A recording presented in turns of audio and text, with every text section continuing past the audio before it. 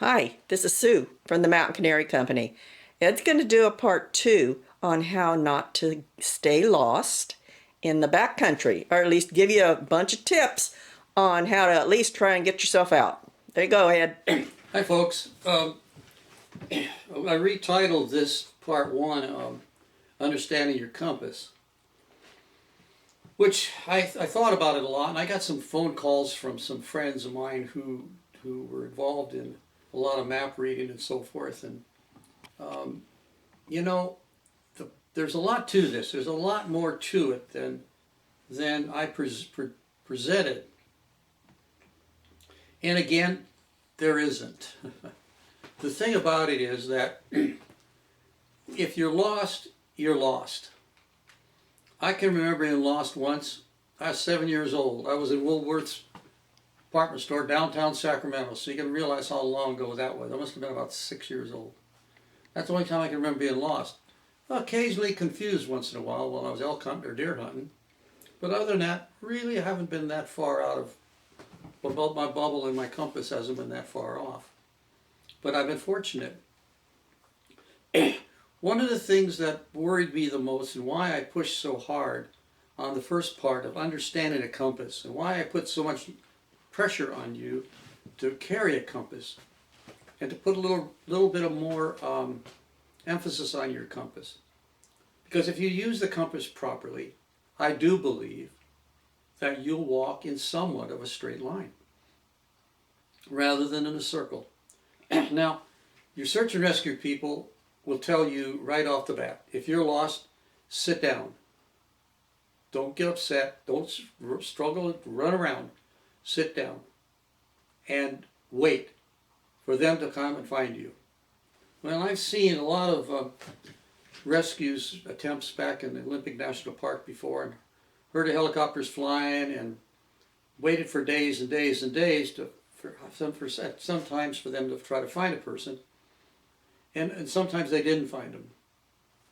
But here's the point. I think what I think is going to happen, and I think you should avoid it. I think in all good common sense, it's a good idea to stay in one place. But more than likely, I say that more than likely, most folks are going to get a little bit antsy. They've already decided they wanted to walk off and find what was over there. They thought they were over there. They thought the trail's right over there. I know I came that way, but you're not sure. So you're going to end up wandering around, and now you're going to be really, I think we'll use the term, super lost. Truthfully, yes, stay in one place. Don't get in a rush to take off. Try to figure out a way that you're going to make your habitat safe and secure for you. That's something to take up with, if you know a search and rescue group. Most counties in Washington State have, the Sheriff's Department has a group of that. Approach those folks and ask them when they're going to have a class on being found. But other than that, realistically, there's going to be a portion of you that are going to say, the heck with it. I know it's right over there. I know the road. I know I came that way. And that's how you get super lost. So that's how that compass comes into play. That's how your little compass comes into play. You bend over, so you mark the spot you've been. Then if you're going to go over there and say, I think I can walk over there and find that trail I was on, or I was on the road just over there when I wandered in here to look at something. And so you don't really, if everything looks alike. So you really can't, you wouldn't buy stock on that one. So what you want to do is, in those situations, there is a situation for just the compass. And in that situation you go, okay, I think I'm over there. Then you take a bearing on something, you sight something, and you start in that direction. Remember I told you, you stop every couple minutes, check your sighting. What would even be better, would even be a lot better, because there's this left, right leg differences that can get you, even start throwing you off there and start you wandering, even on your compass. You're going to wander off on a line over here. That's why when they first sailed around the world and in navigation, they needed both longitude and latitude to get a cross reference, not just one. Otherwise, you run up and down one line, which is better than nothing if you're going to be doing that. So by the time you take a bearing, you wander over there. But when you go down and you're down checking your compass, and you say, "I'm in my marks. I've got the pony in the barn, so to speak."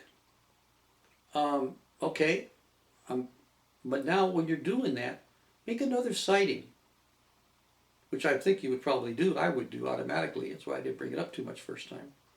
Is take another sighting. Well, if this bearing is this, I should be over on that rock over there. So fix it up so you walk to that rock. When you get to that rock, see if you can see the snag or whatever you're looking at. Check that bearing. If not, trust your compass again and hope you're right, and wander off a little further on another bearing, another object, go object to object to object, as you're checking your compass. This isn't the best situation. The best situation is have a map. Best situation is not to get lost. If you have a map, I have several maps here, but I took them all out of the library. This is a little map that I've had for 25 years. It just is a trail map for the Olympic National Park. You can pick these kind of maps up usually offline from your government agency if you're in that area. These are maps you can purchase online. Not online, but in stores. This one is custom correct maps. This shows, I've taken maps and bought maps of all the areas I'm working. And I've actually gone in at one time and taken these maps and put them on a copier. And I cropped out the areas of the trails I was working on. And I copied them out, packaged them all together, wrapped them up in a waterproof container, put them in my fork bag. So in case I had to stop and was, for some reason, report where I was and I didn't know exactly where I was, I could find different references on the trail to tell. But that's all of the orienteering is very, very good. I suggest you get into it. You're going to enjoy it. But the problem is, a goodly number of you won't. But if you have a compass, at least you can go from A to B. And even if it's just line of sight, I'm good with line of sight. I'm good with dead reckoning. At least you know where you're going and where you've been. And again, it's not the best thing to do. But I'll bet good big money on it that as soon as you find yourself in a little bit of a quandary, you're going to go, oh, I was right over there. And you're going to start brush busting to go over there. And you know something? There's probably a better probability you're not going to go the right direction. And you're going to maybe get hurt going that way. So if you can at least know that you picked a direction, you have a plan to try to get back to where you are, and somehow mark that area where you've been, I think there's still a real good purpose for just carrying a compass. Now, is it the best thing? No, it's not the best thing. Best thing is to have a map, work off a map, and do that. But in many cases, what's going to happen is, I'll just bet you that you'd be on a group ride with people. You decided to go over here and take care of business. You wandered off and said, that's too close to people. I want a little privacy. Wandered a little further off, and look at that. Look at that interesting fungi over there. Wandered over there. And next thing you know, you turn around and go back and went, wait a minute. It all looks the same. And you look to the ground. Do I have any tracks? That's another thing. Did you make any tracks?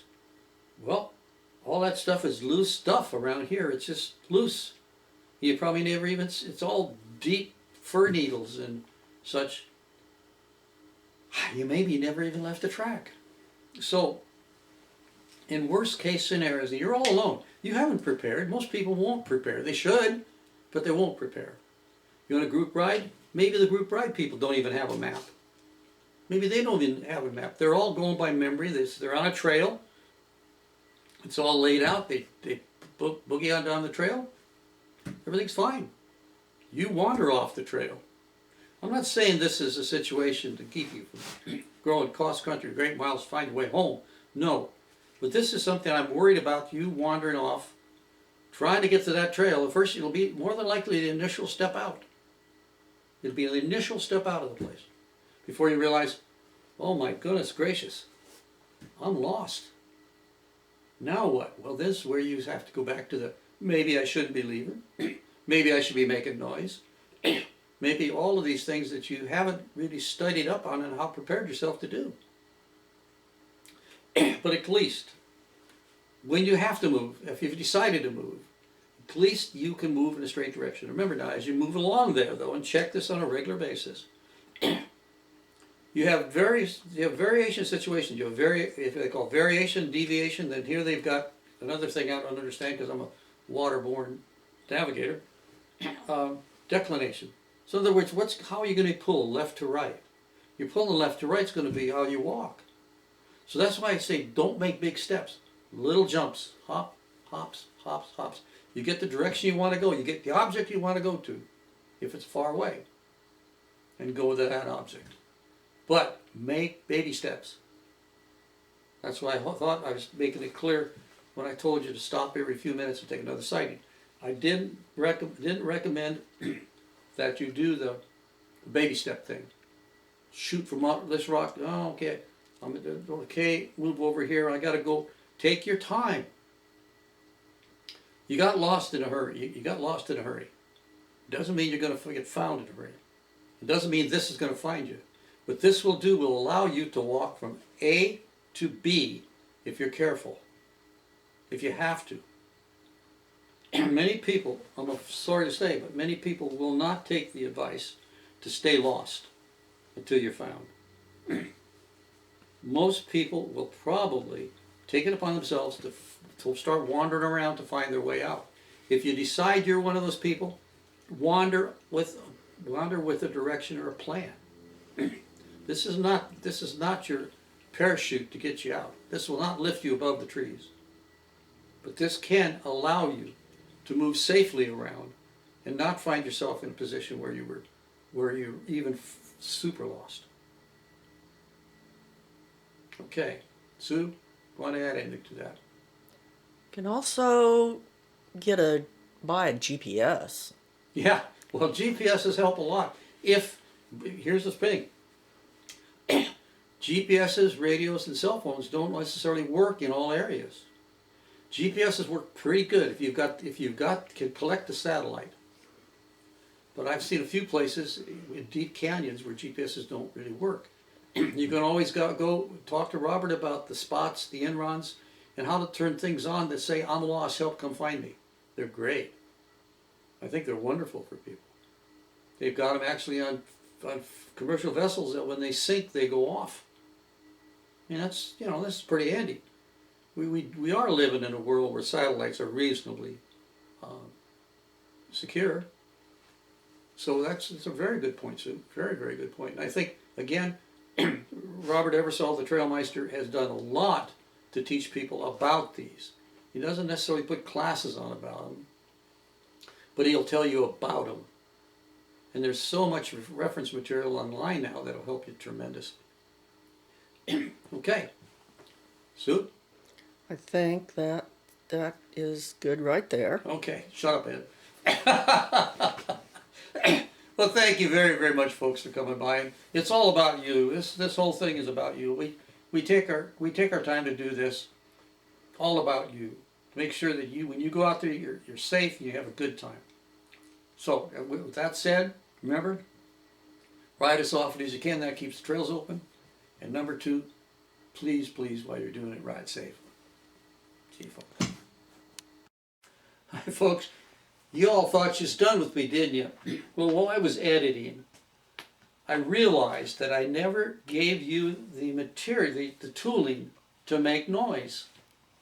You know, as we pass hikers on the trail, I've empowered them with the words "Good boy Gus," "Good boy Rosie," or "Good boy somebody or other," But I need to give you an idea on how to make noise. You whack on a tree with a stick, they think you're Sasquatch.